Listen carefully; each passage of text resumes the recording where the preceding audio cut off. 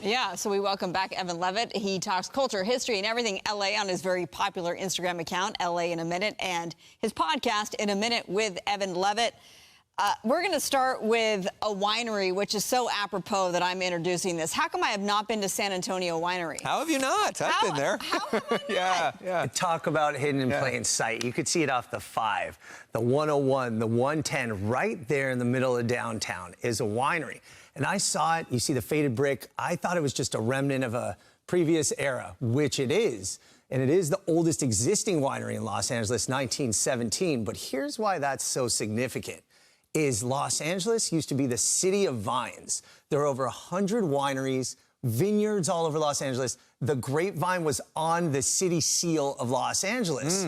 But all of a sudden, something called Prohibition happened. Wow. So what happens to a winery during Prohibition? You either evolve, pivot into something else, or you're done.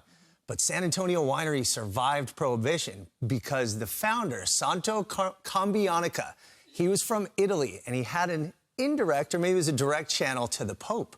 So word got to the archdiocese out in Los Angeles that they were permitted to continue to make wine so long as it was sacramental wine for the altar. Wow. So they made it through Prohibition by becoming one of the largest suppliers of sacramental wine.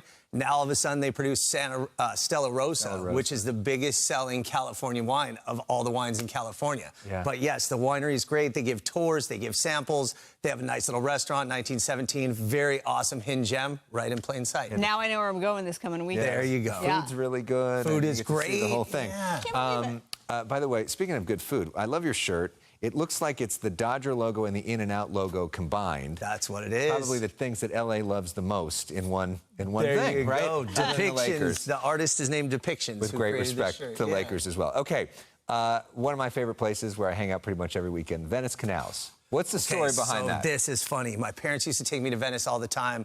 The boardwalk, Abbot Kinney. I never knew the canals existed. Now, really? You know, it's not, that's what I'm saying. It's not a secret, but you need to know about it to kind of seek it out. But the funny thing about these beautiful, wonderful canals and their bridges and all the beautiful optics is that they started by Abbot Kinney in around 1906. It was swampy marshland. He decided to have this vision to make Venice of America, like Venice, Italy. So what he did is he dredged the swamps, filled in cement, sidewalks, dug out canals, built piers, and made it the place to be in Los Angeles through 1920. It was thriving. Windward Pier was the #1 place to go. And then Abbot Kinney passed away, and there was a fire on the Windward Pier. So those dreams kind of ended, and Venice fell into disarray. Somebody discovered oil. The Ohio Oil Company found oil in Venice in 1929, which was great for the economy, but terrible for the community.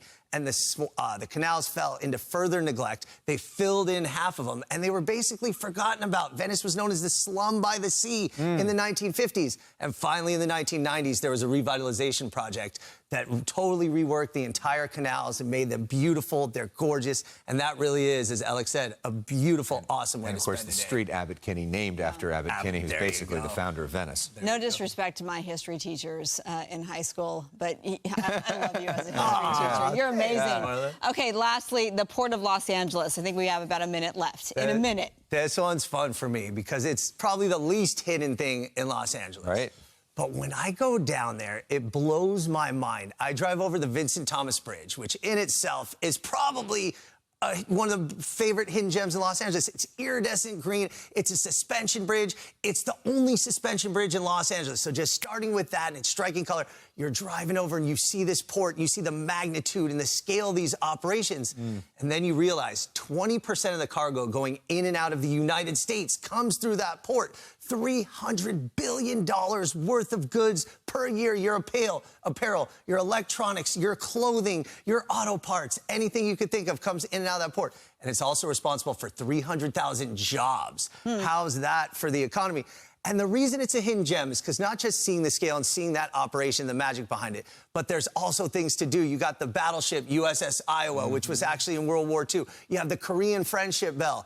And then you have San Pedro, which is one of the most quaint, charming communities in Los Angeles, and just a great place to hang out. A lot of people probably don't think I have a reason to go there, but all the reasons you just said.